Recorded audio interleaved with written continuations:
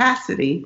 But, for example, as is the case with many public sector unions, have had, in some cases, leadership that has encouraged, for example, luxury housing development as against working class housing development, then is it possible not to fight the union, but from within to change the union and change the direction? We saw this happen with the biggest local of the then SEIU in California, when the California State Employees Association turned against prison expansion, even though they had members who would lose jobs, because they realized that their larger union's remit in the world was about making life better for people in communities, for people working in public sector work, for people who did home health care, for people who did everything else. And they realized that they would be very happy, content, I should say, to lose some jobs in prison if those resources and the people who were entrapped by those resources could be freed to do something else. So these are the kinds of things that we have to do. We have a lot of knowledge. Many, many people produce lots of good work that we can use for what the environmental justice scholar Rochelle Morello-Frosch calls data judo. Data judo. Data judo is when you might know something about the vulnerability of, say, men in their 40s in Brooklyn who are likely to suffer the ravages of COVID-19 because of this, that, or the other underlying condition. Just announcing the fact of that vulnerability doesn't do anything. But if we get to a point where the forces that can make certain kinds of decisions, including the decision to organize, are arrayed in the right way, then busting out with the data is exactly the way to flip what is into what could be. That's why she called it data judo. So a lot of the research that many people do, and this is not just people who are in schools, but many people in schools, is work that people can use later.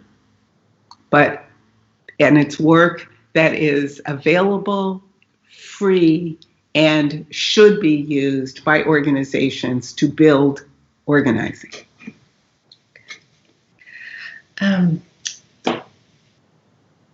There are many organizers on this call, so I want to make sure you get some of their questions, really applied, thoughtful questions. So one question, which is, many of us organizers are fighting against government officials using our woeful reentry infrastructure as a cynical excuse to keep people incarcerated. What would you say to them? I don't know if I get bleeped if I use a swear word, but let's just say I would say bleep. And then it's this. Who comes to mind in answering this question? Who comes to mind in answering this question are a couple of my 19th century main people. And those are Sojourner Truth and Harriet Tubman. So what would Sojourner say? What would Harriet say? What did Sojourner Truth do? New York State, where she was enslaved in New York State, New York State set out a program of gradual emancipation. And so there were benchmarks, and you had to achieve a certain age or have been apprentice to the person formerly known as the person who thought they owned you before you, the enslaved person, could be free. So Isabella von Vonnegut, who we know as Sojourner Truth, one day said, I call bleep on all this, and she left. She just left. She left. So when government officials say, well, gosh, the reason we can't let more people out is we're not ready for them, we're ready. We're as ready as we're ever going to be. What does that mean? It means that We have to struggle over the question of shelter. We have to struggle over the question of food. And the fact that 22 more people are without employment as were 4 weeks ago means that all 22 million plus 2.5 million in prison plus everybody else should be struggling together. Should be struggling together. This gradualism that is all the rage and certainly strongly endorsed by many kinds of think tanks and large research institutions is an absurdity. And it is the same absurdity which we must resist and refuse politically as the one that says the way we fix what's wrong in New York is to build these 4 new jails, or the way we fix the problem of people getting sick and dying in prisons in the UK is to flip the prisons from being privately run to publicly run. Nobody's going to live any longer in a publicly run prison. People have to not be in prison. Or the way to resolve the problem of mass detention of immigrants, again, is to get rid of the private contracts. Nobody gets to go home when the contract goes. What we have to do is fight for what is right. Now, those words that I just shared with you are really quite general. The question is it possible to return to the table again and again and again and make the same demands? This is what is necessary. This is what is necessary. And none of it will happen very quickly. But while certain people who are given the advantage of being able to editorialize in mainstream media say, well, there must be a way we can balance out about bail and blah, blah, blah. No, that is not the answer. It's not the answer. And it's really quite scary to insist on what the answer should be. It is. It is. And we've all learned something that I would like us to unlearn, and it's this. I think that over the years, over the decades that what did you call it, Naomi, the prison pandemic grew, that people were trying over and over and over again to figure out a way to speak it into illegitimacy. And that the way to speak it into illegitimacy was to point out its many flaws.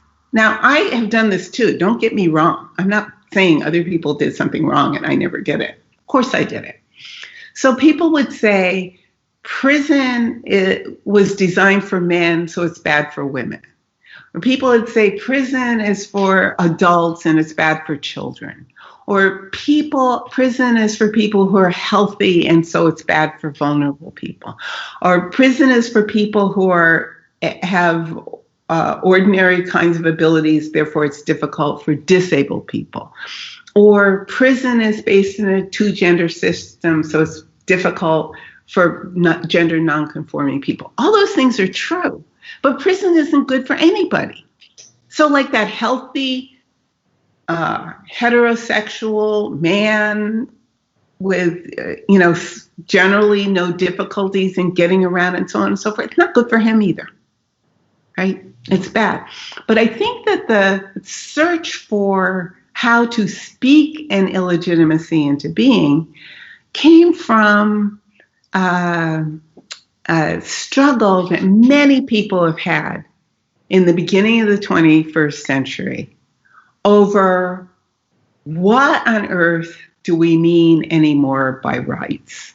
What is it? I mean, you wrote a book called The First Civil Right. What are we talking about when we talk about rights? Civil rights or human rights? Either one. Why does it matter for us to talk about rights? How can we undo this scourge by raising up a concept that seems to be fundamental to the scourge itself? This is, I think, where a lot of people are at. And so I think what's happened is a lot of us, we're trying very hard to figure out who was, relatively speaking, more innocent, so that in the logical system of mass incarceration itself, it would be possible to identify the people who shouldn't be there. That was a mistake. It was no more or less a mistake than telling young people, young Black men 22 years ago, you're going to go to prison unless you join our group, right? That either one, it was not doing the work we wanted it to do. So today, rather than go along with a way of talking about prison and detention that seems to suggest we can identify the relatively innocent and then do something on their behalf that we would never do for everybody else, we have to step back and say, this entire system is corrupt and it kills people. It compels people to die. We can see it right now with COVID-19. And therefore, what are we going to do?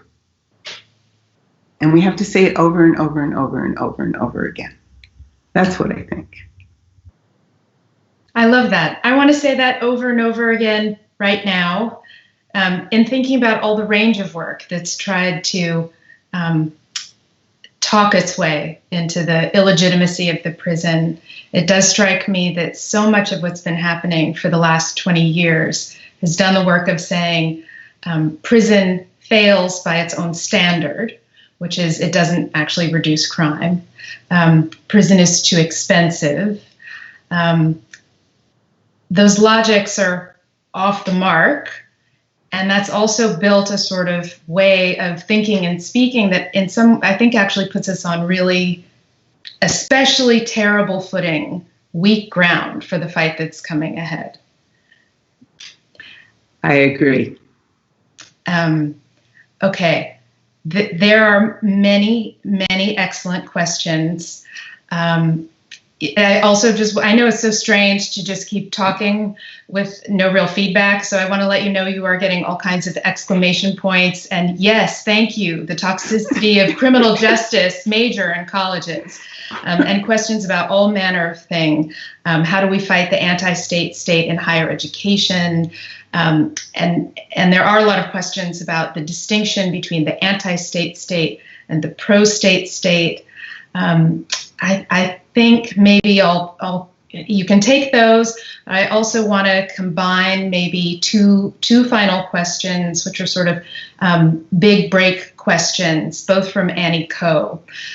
So she asks, how do we break the logic of borders and cages? And also, how do we break the economic and emotional logic of prisons? I think I wrote a book about the economic and emotional logic of prisons. And I don't know, Annie Coe, if it gave you the level of how-to that you would like. But the end of that book, of Golden Gulag, What is to be Done, is kind of how-to. It's laid out as 10 theses because I, secretly wish that I were the kind of person whose theses other people would repeat. But the point of the ending of that book was to lift up the various struggles so that people could look into the struggle and see, oh, I can see something like this somewhere else. Maybe I can do this thing. I can see something like this somewhere else. Maybe I can do this thing. And if I ever finish a new edition of that book, I will make that all much more heavy-handed, let's say, than perhaps that I did. So how to fight? How to fight is the question, I think. And how to fight has everything to do with figuring out, again, what do people who are already organized do? Is it possible for what they're already doing to be connected to this radical vision of a future for all of us? Mm-hmm. How would that connection happen? Like, what knots those things together, and how can we trace the knot? So, for example, I cannot say that the people who organized the Chicago teachers strike, the Los Angeles Unified School District teachers strike, the teachers strike in West Virginia, and the other teachers strikes, I cannot say that any one of those people in their pre-meetings, their meetings, the way they persuaded each other, they took the vote, they decided to strike, they went at a great risk to themselves, there's risk, and struck. I don't know that one of them used the word abolition. And yet, it's abolition work, because it is refusing organized abandonment. It is refusing austerity. It is demanding a future that has some sense of the voluptuous beauty that life should hold. All of those things. So I was in Chicago during the Chicago strike last fall, and I gave a talk, and I said what I just said to you now. I don't know that the teachers thought they were doing abolition work, but I think they're doing it. Well, word spread throughout the striking teachers saying, right on, right on. I mean, there are these moments where consciousness opens, and I don't mean I open theirs, I mean in our coming together, the teachers and me there in Chicago, all of our consciousness is opened. And that made it possible for us to think about doing things we might not have thought about before. Because, and this is an important thing, at the bottom, what matters is consciousness, not experience. If it were only experience, then the sum total of experience would lead to somewhere that we don't seem to be going. Rather, it's the consciousness of what the experience means and what the possibilities are for joining forces across struggles, or even, as is the case with many individuals, finding all of their many struggles coming together in them, which is true of so many people. That the multiple struggles that each of us live is what we're trying to figure out how to bring together and move forward with.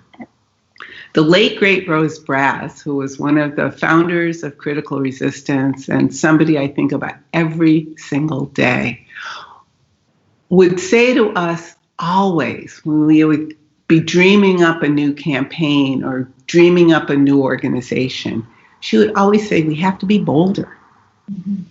We have to be bolder. And she was the organizer's organizer. I mean, one who took great pride in attention to detail and who would make 400 phone calls and knowing that 12 people might call her back, drove everywhere, did all of these things. She, in the midst of that kind of organizing smarts, would always say, we have to be bolder. We have to be bolder. And that's what we have to do. And so the economic and the emotional sort of downward drag that prison has on people are things that we can bit by bit push off through organizing. The example that I gave of the public sector union in California is an example of people who said, okay, economically we have this much dependence on that, but so much more in all other aspects of everyday life. And I'm thinking a lot about essential workers, the people who have been going to work every day, who have not been exempted, which is to say, been told to stay home. So there are people who are still getting paychecks, but are working long hours at greatly vulnerable to COVID-19. So what is it about the essential workers? What are they like? They are, many of them, not all of them, modestly educated people in the prime of life. That is, demographically speaking, what prison holds.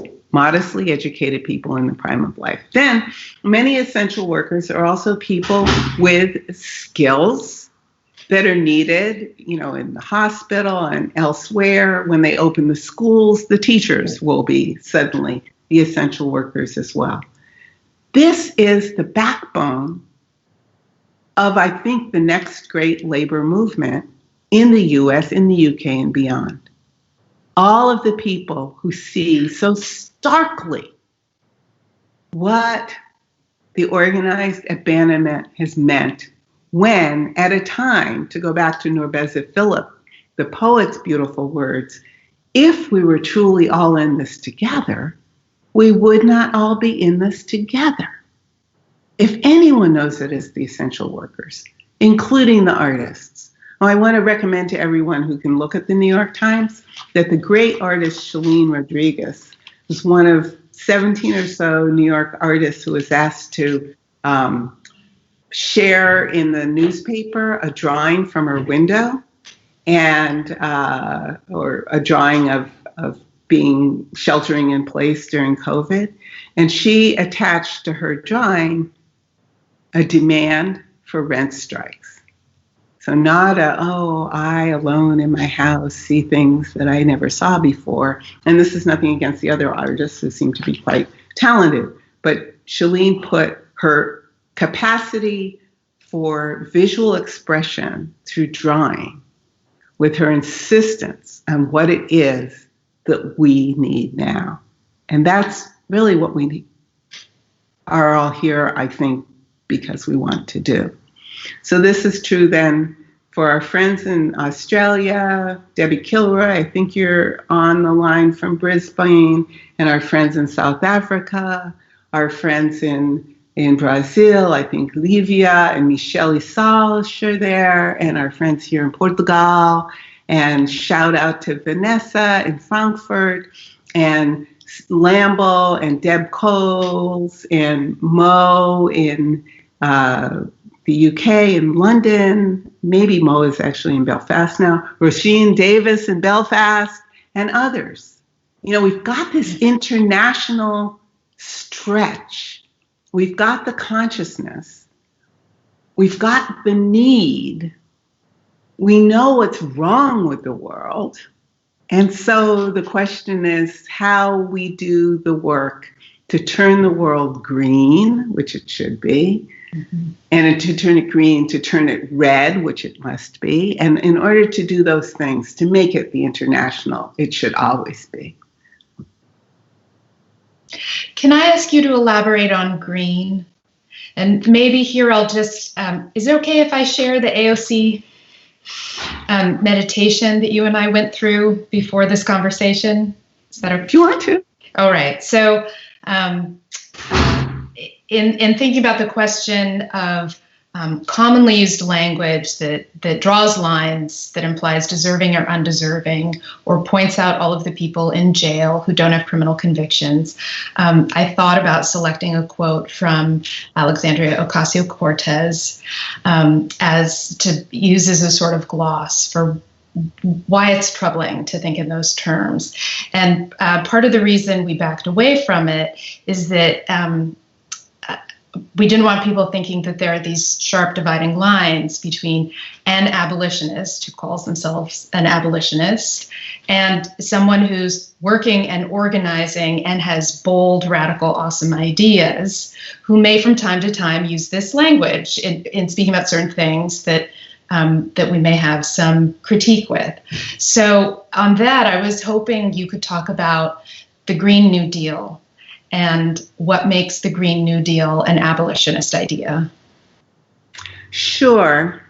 Well, I've already become a revisionist a little bit on the Green New Deal. I like green because green says climate change is a catastrophe. That said, I actually am quite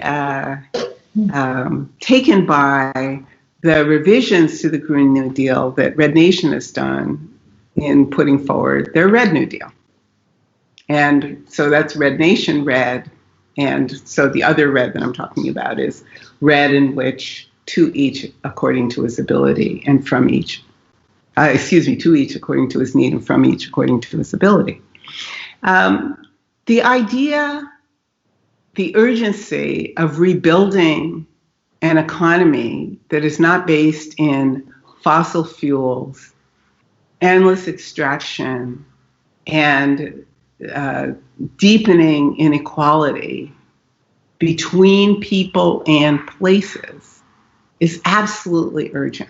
And I do think that AOC sees that urgency, and she, unlike many people who get to be where she is, says what she means over and over and over again. So I am not about to disrespect in any way what AOC has accomplished to date.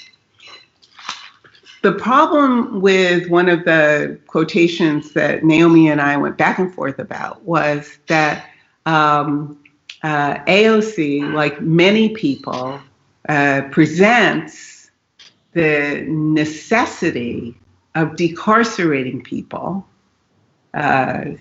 which is a step toward abolition, to answer that question I never answered, rather than abolition itself.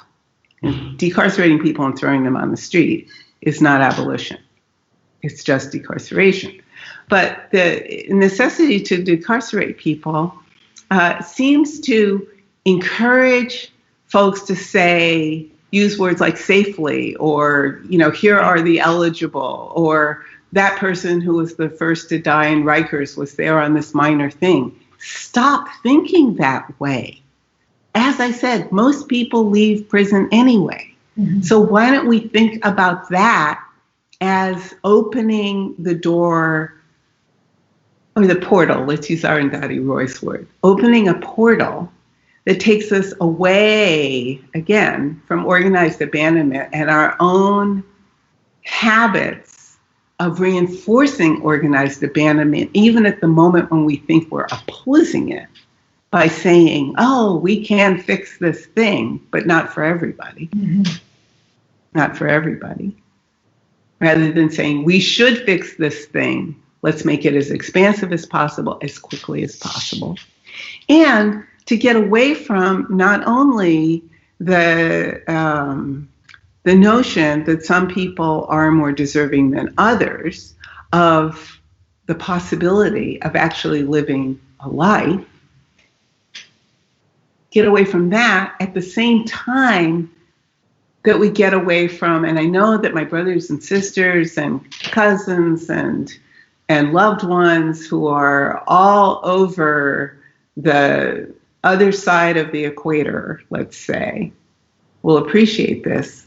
Get away from pathologizing places because people are poor, or pathologizing places because in media, whether it's mainstream or social, one has learned something about a certain vulnerability that some group of people might have to one or another mode of arriving at premature death, rather than think about what is going on underneath that's structurally to be addressed so that this vulnerability to premature death is finally put aside.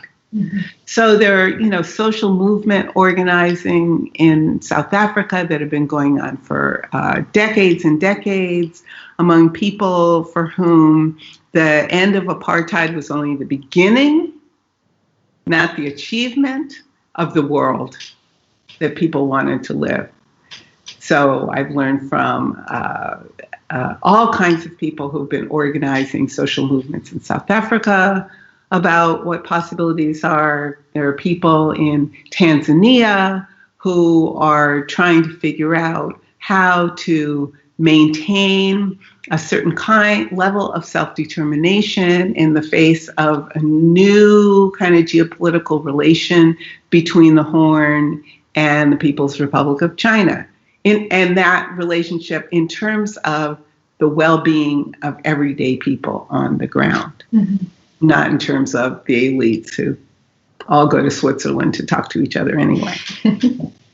So, these are some of the questions that come to mind. But green, yeah. All right. We do need to wrap it up. Okay. I want to give you the final word. I'll just sign off by saying, Krista Franklin, Too Much Midnight this Sunday. Also, thank you to Haymarket Books for all of the fantastic work that you're doing. Also, thank you for everyone who joined on this call. Thank you for all of your thoughtful questions. And finally, thank you to the brilliant and beautiful Ruth Wilson Gilmore, who gets the final word. Well, thank you, Naomi, and thanks everybody for tuning in from all over the world. I think I want to leave us with a sentence that I've been repeating for many years that involves a repetition, and that is, where life is precious, life is precious. So straightforward, and makes me think about what it takes to make life precious. And that making of life precious arises through all different kinds of struggles. So there are strikes, there are slippages, but I also wanted to leave out with something that I learned just recently, and this is my last thing, and that is the art of care and conviviality. That a person I know who was recently released from being locked up tells me that they and the other people in their immediate area in the prison had started singing a lot. They were singing, and the singing was bringing them a sense of being in the world that they didn't have before. And that reminded me of the freedom riders who got locked up in Parchman Prison, another place that needs to close, who sang themselves through a terrifying time. So we shall overcome, but only by building our movement. Thank you.